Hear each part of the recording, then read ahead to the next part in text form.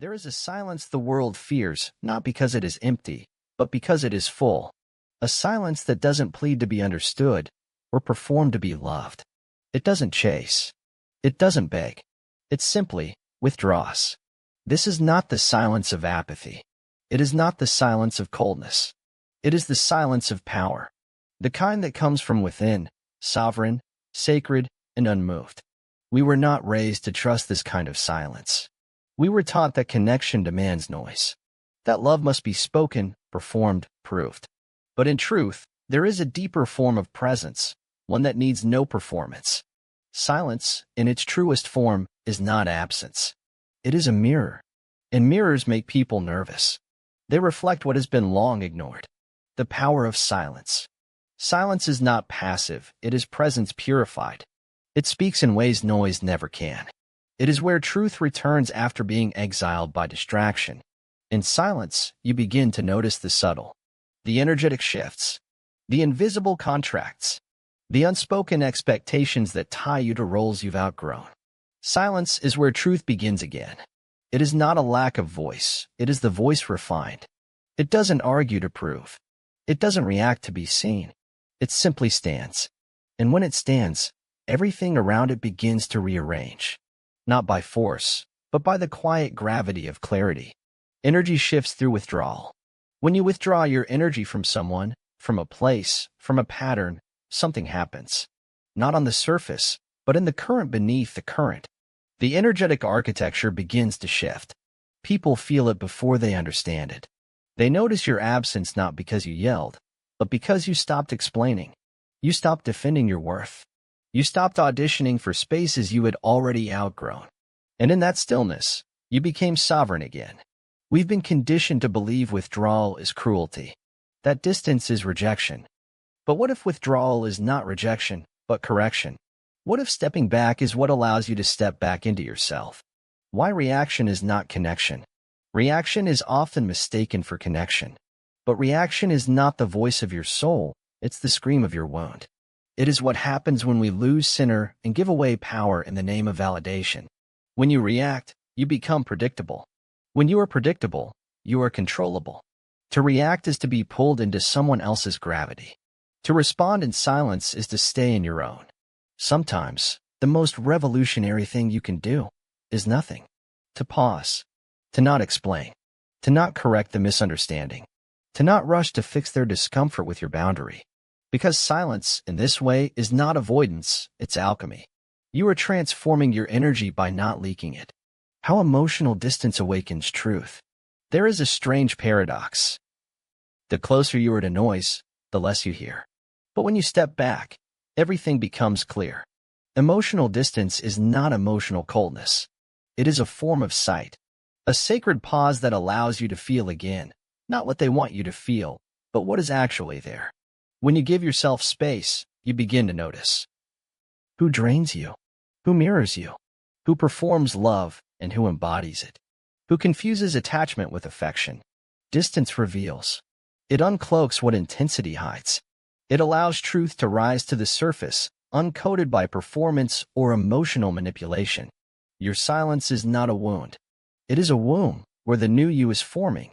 In silence, you stop being a role. You are not here to be everything to everyone. You are not here to be understood by those addicted to misunderstanding themselves. You are not here to betray your own voice just to maintain the illusion of connection.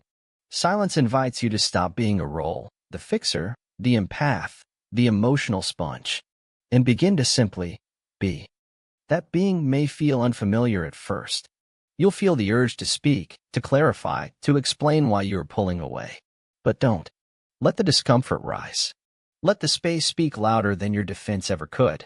Because silence doesn't need permission. It is not passive-aggressive. It is not emotional manipulation. It is liberation. From expectations. From obligation. From the psychic noise that you were never meant to carry. The sacred mirror of your absence. Sometimes your presence is taken for granted. Because it has always been there.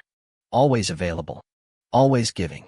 But when you remove yourself, not out of bitterness, but out of truth, you become a mirror. In your absence, others are left with themselves. And that is where the real confrontation begins. You are no longer their emotional buffer, no longer the distraction from their own inner work, no longer the silent fixer who makes their chaos feel comfortable. And in that absence, truth blooms. Silence as a sovereign act. To sit in your silence and not abandon yourself. To witness your own discomfort without rushing to soothe someone else's.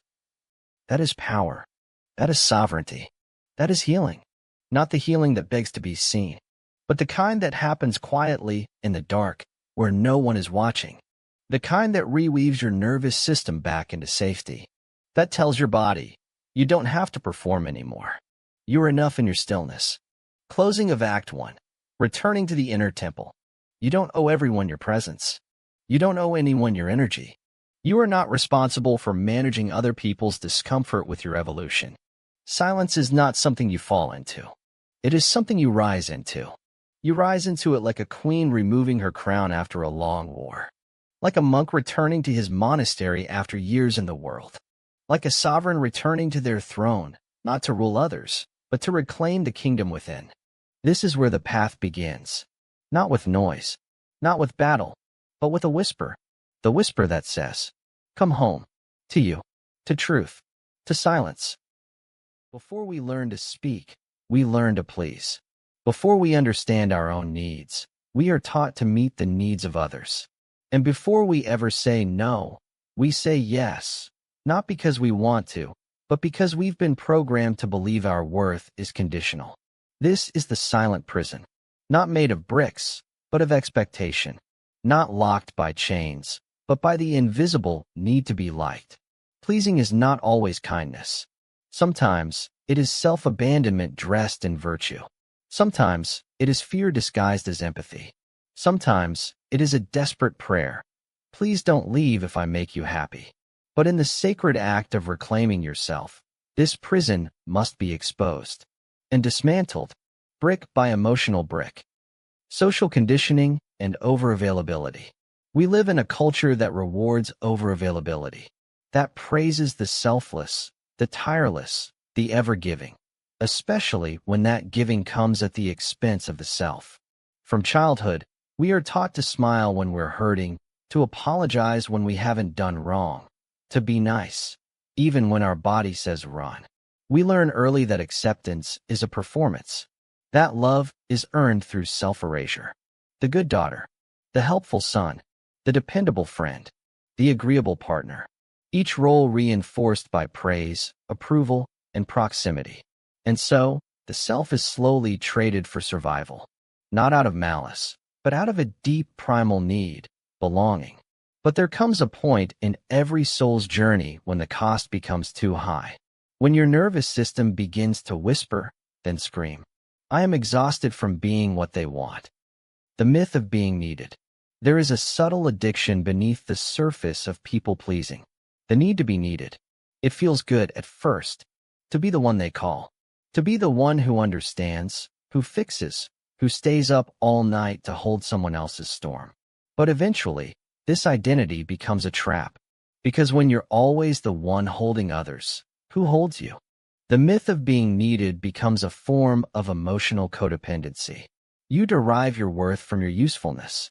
You fear being replaced, not because you are unloved, but because your love was transactional. You gave to receive. You fixed to feel secure. You pleased to avoid being abandoned. But your soul does not want to be needed. It wants to be seen. It wants love that does not depend on your exhaustion. It wants presence, not performance. The price of being needed is often the burial of the self. Persona and shadow. Jung's insight on self-abandonment. Carl Jung called it the persona, the mask we wear to survive in the social world. It's not inherently false, it's just incomplete. It is who we present to be loved, and who we hide to stay safe. But what happens when you believe the mask is your face? You forget what your soul actually looks like. You forget the desires you buried to be agreeable. You forget the fire you dampened to avoid conflict. You forget the truth of who you are, wild, whole, contradictory, sovereign. And in the shadows grows everything you've denied. Your rage, your resentment, your hunger, your intuition, your truth. The shadow is not your enemy. It is your unspoken self. It is your emotional underworld, the place where the real you waits patiently, whispering, "Please stop pretending.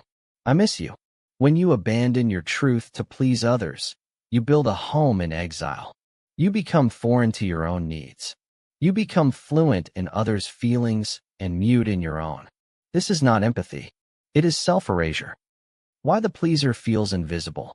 The irony of the people pleaser is this. You give so much to be loved, but still feel invisible. You show up for everyone, but no one truly sees you. Why? Because they are loving the mask.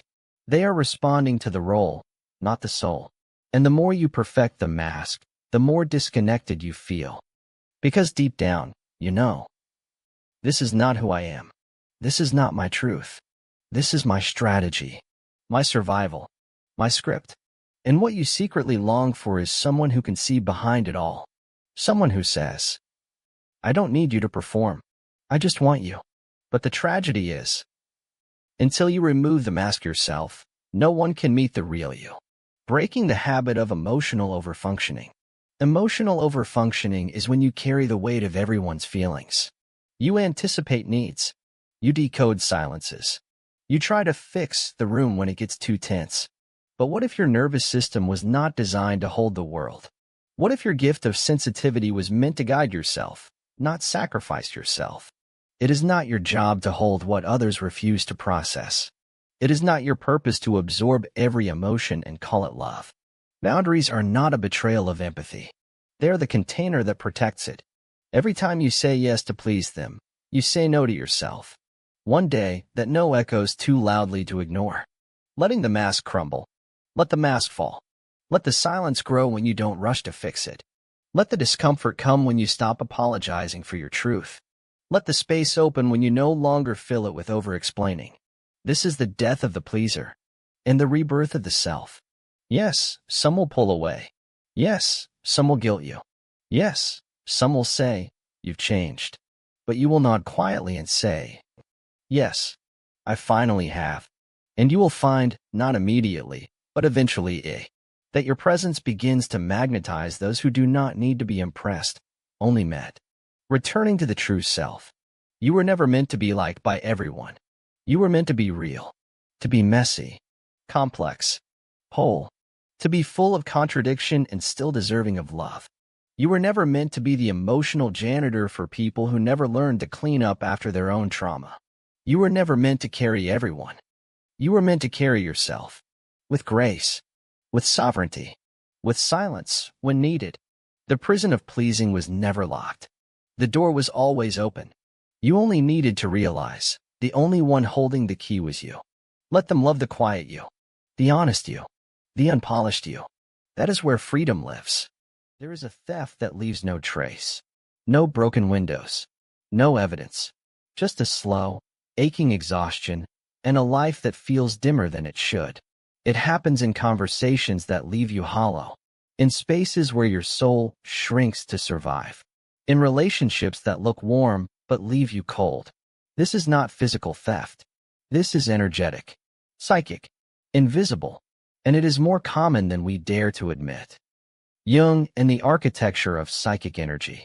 Carl Jung described the psyche not as a static structure, but as an energetic system. We are not merely flesh and bone.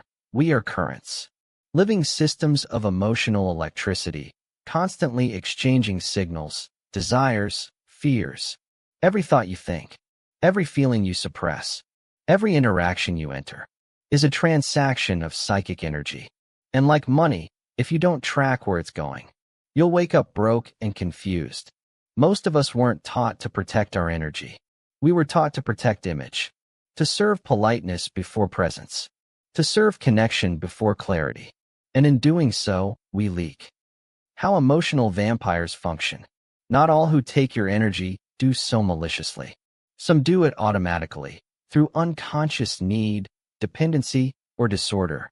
They may come with a smile, a story, or even a compliment. But after every interaction, you feel drained. You feel like a light bulb someone has unscrewed. These are emotional vampires. They don't feed on your blood. They feed on your attention, your emotional labor. your availability, your reactions. They thrive in crisis because chaos gives them access. They stir drama because drama opens your field. They need you to feel guilty when you pull away. Their weapon is not force, it's your empathy. They don't steal your energy. You hand it over in the name of being a good person. Triggers, patterns, and the leaks within. But here is the radical truth. The thief often enters through a door we left unlocked. Our triggers are open ports. Our unhealed wounds become feeding stations. Our need to be understood makes us emotionally predictable. And when you're predictable, you're programmable. You keep reacting to the same bait. You keep pouring energy into the same arguments. You keep explaining yourself to those committed to misunderstanding you. And slowly, silently, your light begins to flicker. This isn't weakness. It's unawareness. You are not broken. You are leaking. The cost of being emotionally predictable. When they know how to get to you, they own a part of you. Predictability is a form of energetic exposure. When they know you'll always reply, when they know you'll always justify, when they know your kindness will override your intuition, you become easy prey for energy theft. To reclaim your psychic energy is to become less available, not in presence, but in predictability. Sometimes the most powerful thing you can do is not react. Let the comment hang in the air. Let the misunderstanding remain misunderstood. Let the silence stretch beyond their discomfort. Not out of cruelty, but sovereignty. Energetic entanglement, the invisible contracts we sign. Every relationship, spoken or unspoken, holds a contract, an agreement of how energy moves. But most of us never read the fine print. We agree to be the listener, the forgiver, the fixer, without ever realizing we signed up to bleed. You don't have to keep agreements that drain you. You don't have to stay loyal to unspoken contracts that suffocate your soul. The healing begins when you renegotiate your role, or walk away from the stage entirely. You are allowed to say, I no longer give energy to this. Without guilt, without drama, without explanation. Psychic hygiene, cleaning the invisible body. Just as we shower to cleanse the physical body, we must learn to cleanse the energetic body. Silence is a cleanser. Solitude is a filter. Boundaries are the skin of the soul. Breath is the clearing wind of the psyche. Saying no is a sacred ritual. Psychic hygiene means checking in with yourself after every interaction. Did I feel seen or drained? Did I leave more grounded or more scattered? Was I present or was I performing? This is not selfish. This is spiritual maintenance. Your light is sacred. Protect it like your life depends on it, because it does. You don't burn out because you're weak. You burn out because you are leaking into places you were never meant to go. Reclaiming your power by reclaiming attention. Where your attention goes, your energy flows. If your attention is constantly on others' needs, stories, projections, you become a satellite orbiting everyone but yourself. But when you pull your attention inward, you begin to glow again. Your intuition sharpens.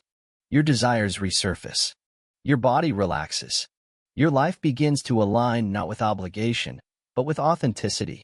You are no longer an emotional resource. You are a living presence. The energetics of silence.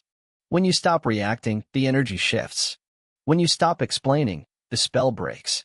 When you stop defending, the game ends. In silence, you recenter. In stillness, you reclaim. You are no longer a faucet for the thirsty. You are a well, deep, sovereign, sacred. You give when it is true, not when it is expected. You become a mystery again. And mysteries cannot be drained, only respected. Closing of Act 3, the return of inner gravity. You are not an endless source of energy. You are a sovereign field. And your energy, your attention, your time, are sacred currencies. Let your reactions be rare. Let your presence be chosen. Let your boundaries be clear and unapologetic. They won't understand your silence until they feel the power that once flowed through your words.